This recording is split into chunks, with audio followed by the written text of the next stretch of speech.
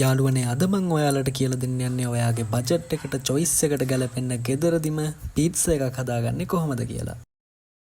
ඉතින් ඒකට අපි මුලින්ම මෙන්න මේ විදිහට තක්කාලි ටික ලස්සනට පෙති කපා ගන්නවා. ඊට පස්සේ චූටි චූටියට අවු මිරිස් ටික කපා ගන්නවා. ඊට පස්සේ මම කැමති විදිහට මම මේකට කොච්චි ඇඩ් කරගන්නවා.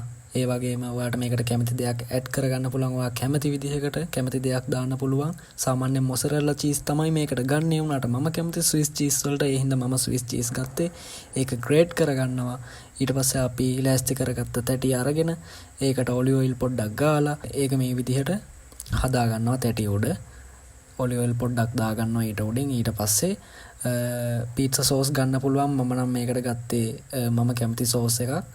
චීස් තක්කාලි ඒ හැමදේම ඊට උඩින් ඇඩ් කරගන්න තියෙන්නේ.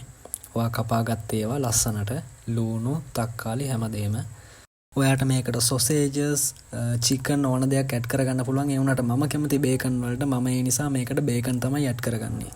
ඊට පස්සේ ඔයාට පුළුවන් මේක බේක් කරගන්න.